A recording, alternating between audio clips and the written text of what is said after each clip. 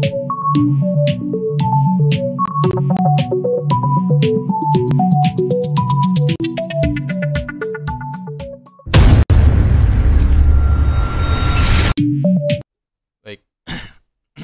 selamat datang kembali dalam channel Kuliah Daring bersama saya Dudiman Hartono. Kali ini saya akan membincangkan tentang simulakra atau hiperrealitas. Ini dua hal situasi fenomena yang sedang kita alami dalam realitas, terutama di dunia digital maupun ya di dunia yang faktual, yang real. Apa itu simulakra, apa itu hiperrealitas, dan apa itu simulasi akan saya bincangkan dalam sesi kali ini. Seperti biasa, silakan subscribe, like, dan share, juga berikan komen. Oke, bagi yang sudah, saya ucapkan terima kasih. Kita mulai perbincangan kita. Ini Jean Baudrillard, all that is real becomes simulation. Jadi semua yang real bisa menjadi simulasi. Kenapa demikian? Kenapa filsuf Prancis ini memberikan statement seperti ini bahwa semua yang real kemudian akan menjadi sebuah simulasi. Apa itu simulasi? Kita masuk dulu ke asumsi-asumsi dasarnya. Oke, tadi saya bicara tentang hiperrealitas. Hiperrealitas adalah ketidakmampuan kita atau ketidakmampuan kesadaran manusia untuk membedakan mana yang real, mana yang nyata, mana yang kenyataan, dan mana yang fantasi. Ya. Kita sekarang ini sudah kehilangan kesadaran, kemampuan terhadap kesadaran untuk membedakan mana yang nyata, mana yang fantasi. Akibatnya, mana yang benar, mana yang asli, mana yang fake, mana yang palsu, mana yang bohong, kemudian menjadi bias, sulit untuk dibedakan. Yang benar bisa dianggap sebaliknya bohong, yang bohong dianggap benar, yang palsu dianggap benar, yang asli dianggap palsu. Nah, itu adalah hiperrealitas. Ya, gagasan ini diberikan oleh Jean Baudrillard karena dia melihat fenomena-fenomena yang ada di masyarakat saat ini. Ya, asumsinya adalah yang terjadi adalah hari ini nilai tukar kemudian menjadi nilai tanda. Ya. Kalau kita belajar tentang ekonomi Marxis, nilai pertama-tama benda itu adalah nilai guna. Umpamanya gini, pakaian. Nilai sebuah pakaian itu, benda pakaian itu bisa bernilai kalau dia memberikan kegunaan bagi yang memakai atau yang memilikinya. Sehingga kemudian ada pertukaran komoditas, pertukaran benda. Dulu zamannya barter gitu. Kamu punya pakaian, saya punya beras. Beras berguna untuk kita makan, menghilangkan rasa lapar. Pakaian berguna untuk menutupi aurat, menutupi rasa dari hawa dingin, panas dan sebagainya. Nilai guna itulah yang kemudian dipertukarkan. Nah, kemudian nilai guna itu berubah menjadi nilai tukar. Nilai guna pakaian itu, ya, kegunaan pakaian buat saya kemudian diganti dengan bentuk nilai uang. Nah, itu mulai nilai tukar. Sama dengan nilai beras tadi. Satu set pakaian, nilai gunanya kemudian diubah menjadi nilai tukar. Itu bapaknya nilai tukarnya berapa? Satu set pakaian 100.000. Kemudian 1 kilo beras berapa? 10.000. Oke, berarti kalau dipertukarkan, satu set pakaian akan dipertukarkan dengan 10 kg beras. Itu nilai tukar. Nah, yang terjadi hari ini, nilai tukar itu kemudian menjadi nilai tanda. Simbol. Ya, seperti kita kemudian membeli pakaian, kita tidak lagi melihat apalagi pada nilai gunanya, pada nilai tukarnya aja sudah mulai. Tapi pada tandanya, seberapa pakaian itu bisa mengangkat prestis kita di depan orang-orang. Makanya merek menjadi sangat penting dalam masyarakat dan realitas masyarakat seperti ini. Ya. Kalau berdasarkan nilai guna kan kita punya pakaian kan cukup berapa setel, 2 atau 3 lah. Satu dipakai, satu dicuci, satu disetrika, kemudian untuk disimpan. Tapi kan pada masyarakat konsumtif tidak seperti itu. Pakaian kemudian kita menjadi banyak. Kita butuh pakaian untuk ke sekolah, ke kampus, olahraga, pakaian untuk rekreasi, ngaji dan sebagainya. Kemudian pada masyarakat hari ini yang dibutuhkan itu seberapa pakaian itu kemudian meningkatkan prestis. Bukan lagi pada guna tadi. Jadi kemudian benda dilihat dari nilai simbolisnya, makna simbolisnya, bukan pada kegunaannya. Nggak penting lagi kamu punya handphone, temanmu punya handphone, tapi akan dilihat mereknya mana yang paling kelas. Akibat dari semua itu, kemudian kehidupan kita ini pada dasarnya adalah kumpulan tanda dan simbol. Kita mengkonsumsi simbol, mengkonsumsi tanda. Orang beli handphone, beli pakaian, beli sepatu, merek yang kemudian dikejar, gitu. Model kemudian yang dikejar, gitu. Bukan tadi kegunaan, apalagi kegunaan, nilai tukarnya pun sudah mulai di. Nah, ini yang kemudian nilai tukar ini dikomodifikasi menjadi ya nilai ekonomi dan ini yang memediasi hubungan antar kita manusia dengan manusia, gitu. Menggunakan simbol-simbol tertentu, kita bergerombol, berkumpul, bersepakat menggunakan simbol nasionalisme, merah putih, atau kita menggunakan simbol agama, atau kita menggunakan simbol berdasarkan psikografi kita, penggemar sepak bola, gitu, atau kumpulan penggemar kucing dan sebagainya. Itu pada dasarnya yang menyatukan kita adalah simbol-simbol yang kita buat sendiri, gitu. Ya. Nah, hari ini di era digital kita mengalami luberan informasi. Ada ledakan informasi yang begitu dahsyat. Kita disuguhi berbagai macam informasi yang kemudian tidak semua orang mampu menseleksi mana yang kemudian memiliki nilai kebenaran atau sebaliknya, gitu. Dalam situasi ini, dalam situasi hiperrealitas tadi, di mana manusia, kita semua tidak bisa membedakan lagi antara mana yang real dan faktual. Media tidak lagi berperan sebagai alat komunikasi. Media sekarang dijadikan sebagai alat kontrol kekuasaan. Ya, karena media bisa mendrive tindakan manusia, tindakan orang banyak, publik, melalui informasi yang dia create, yang dia produksi, yang dia konstruksi. Berita itu kan kalau sebuah media atau wartawan menulis berita, fakta yang muncul, realitas yang muncul itu bukan realitas yang sesungguhnya, itu adalah realitas media. Bagaimana media melihat sebuah peristiwa, mengkonstruksi sebuah peristiwa, gitu. Umpamanya ada kecelakaan lalu lintas, gitu. Kecelakaan lalu lintas melibatkan 2 buah motor, kemudian mengalami luka-luka para pengemudinya, gitu kan.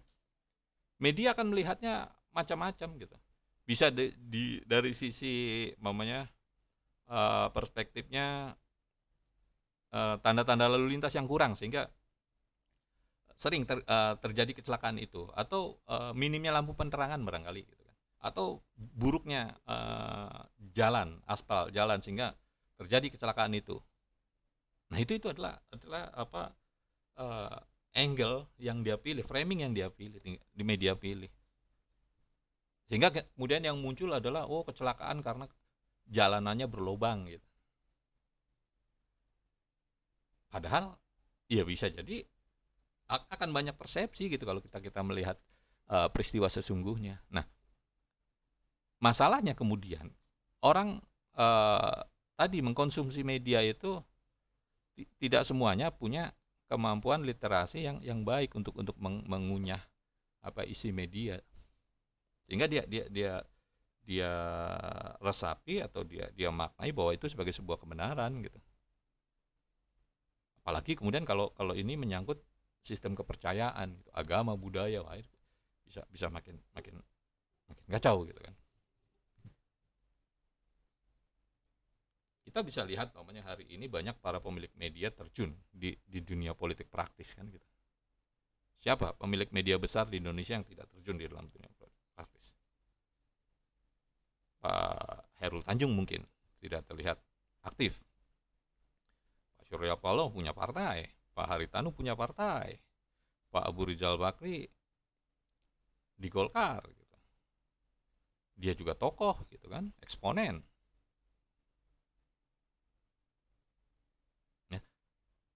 Karena mereka tahu bahwa media ini mampu mengkontrol pikiran publik, mampu mendrive tindakan publik. Nah, ledakan simbol atau tanda dalam hiperrealitas tadi kemudian yang menghilangkan yang real tadi. Yang realnya adalah peristiwa tabrakan itu umpamanya karena kecerobohan salah satu pengemudi umpamanya. Tapi media melihatnya dari sisi tadi buruknya fasilitas jalan.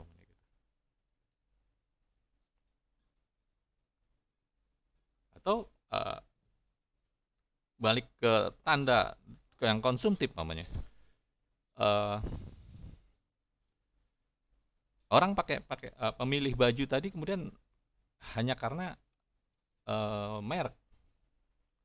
Sehingga kita kadang-kadang salah menilai orang, salah memberikan persepsi ketika kita baru bertemu orang baru gitu.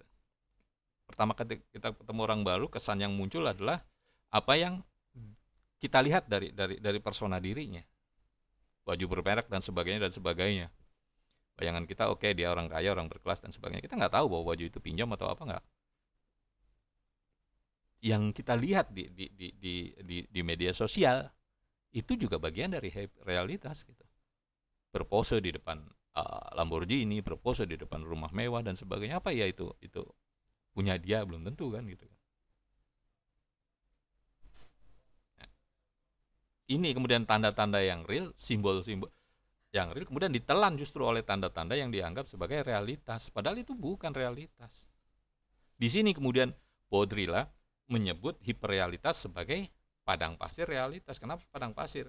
Ya ini terkait dengan fata morgana. Kalau kita di padang pasir, kita atau di jalan gitu dalam kondisi panas terik kan kita melihat di depan kayak ada air gitu jalanan, padahal begitu kita lewati nggak ada air. Itu fata morgana. Nah, ini yang disebut Baudrillard sebagai hiperrealitas merupakan padang pasir realitas. Nah, ini contoh sebuah iklan fashion ternama Prada. Ya, yang tampil di depan kita adalah pakaian jas gitu kan. Tapi yang muncul persepsi di kita adalah ini adalah mewah gitu kan.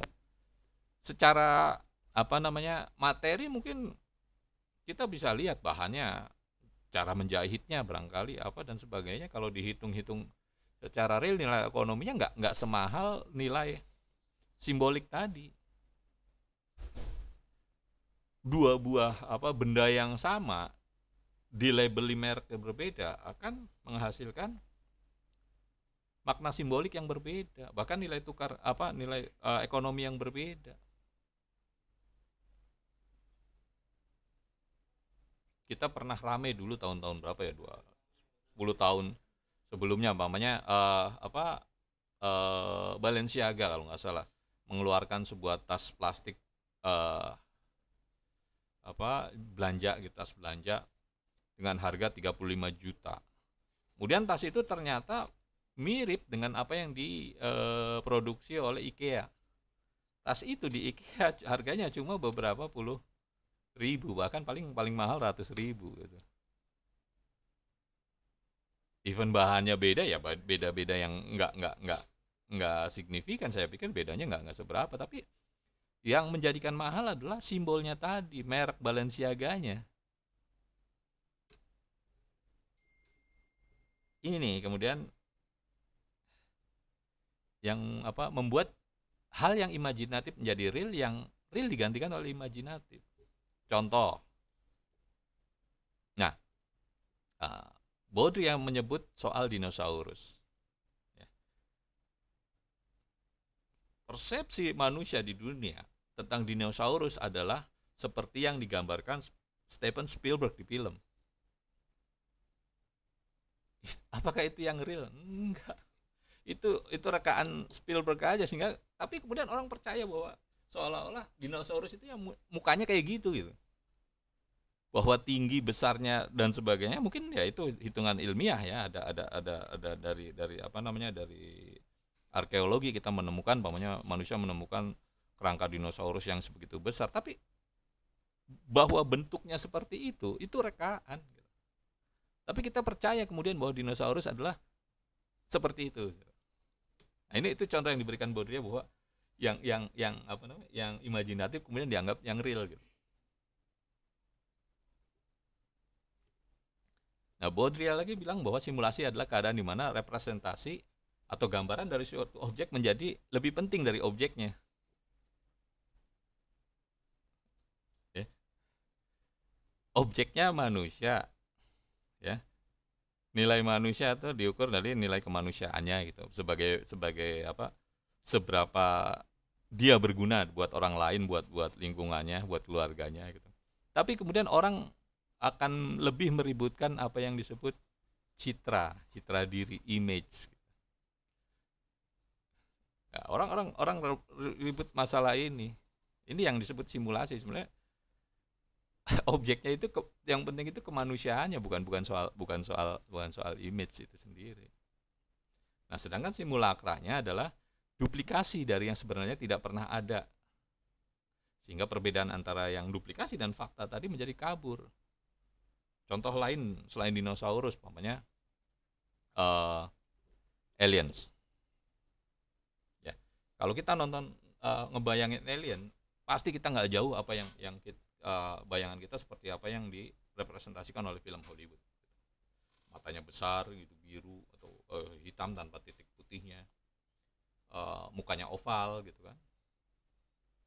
Atau bentuk alien seperti di film Predator seperti itu, yang seperti kadal gitu, kadal yang bisa berdiri, yang berdiri vertikal. Ya, itu adalah yang imajinatif. Nah, simulakra tadi digunakan untuk mengontrol manusia dengan cara menjebak mereka untuk percaya bahwa yang simulatif itu nyata gitu. Manusia dibuat tergantung bahwa simulasi itu ada, sehingga kesadarannya tidak terkontrol. Nah, soal kesadaran ini menjadi apa yang di-highlight oleh Karl Marx gitu, dalam teori Marxismenya. Sehingga kita seolah-olah dibuat pusing kalau kita nggak pakai HP merek tertentu, umumnya gitu. Kita nggak bisa dibuat pusing ketika kita kondangan tapi bajunya dianggap bukan baju yang khusus untuk kondangan itu.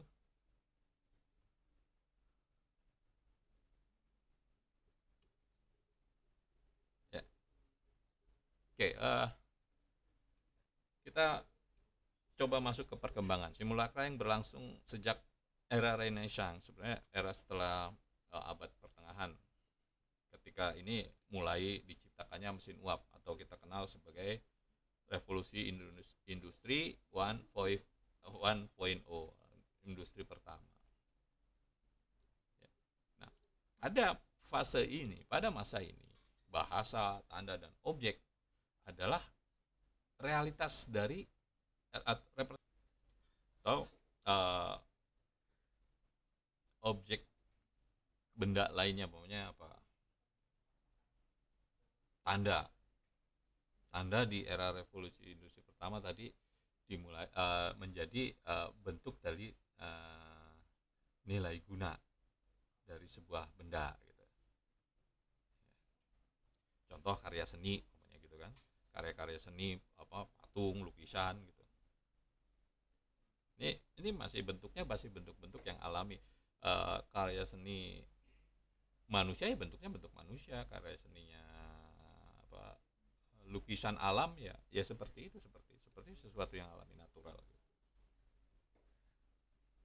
Nah, pada perkembangan berikutnya, seiring perkembangan industrialisasi, terjadi pergeseran mekanisme representasi tadi. Mulai mekanisme representasi terkait dengan teknologi reproduksi dan segala bentuk materialisasi akibat dari masifnya penggunaan mesin. Muncul objek-objek tiruan yang tidak lagi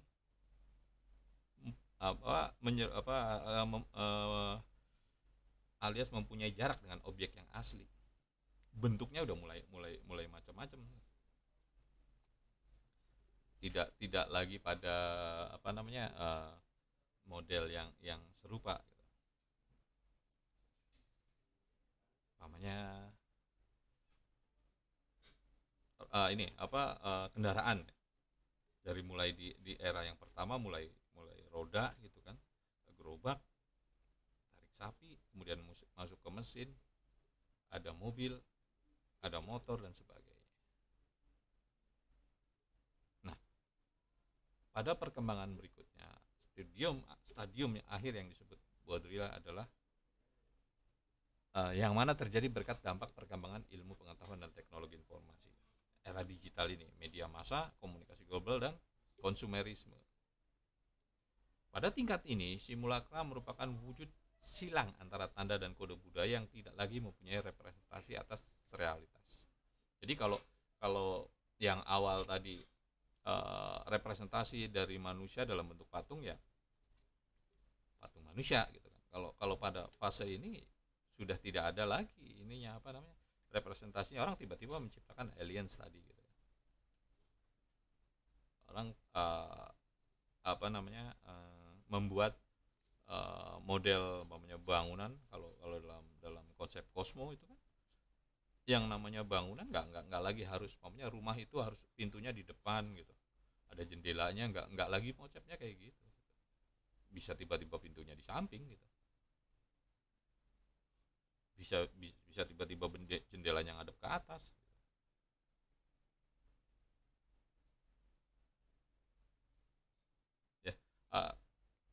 Itu adalah fase perkembangan dari simulakra. Jadi kita hari ini memang berada pada situasi yang tiruan tadi. Hati-hati kita dalam mencerna fenomena yang memapar indera kita. Apakah itu sebuah fenomena yang real atau yang palsu gitu. Tapi ya itu tadi, kita akan susah membedakan mana yang real dan mana yang sebenarnya nggak ada gitu. Yang manusia ciptakan sendiri, kemudian manusia terjebak di dalamnya, kemudian kita gelisah oleh sesuatu yang kita ciptakan sendiri. Itulah situasi yang terjadi pada era hari ini. Baik, itu saja pemaparan bincang kita dalam materi kali ini. Itu sebagai pemantik untuk kalian kalau memang tertarik untuk lebih mendalami tentang kajian tentang simulakra, bisa dicari referensinya di berbagai literatur. Oke, Oke, baik. Terima kasih telah menyaksikan channel Kuliah Daring. Seperti biasa, jangan lupa untuk subscribe dan tekan tanda loncengnya.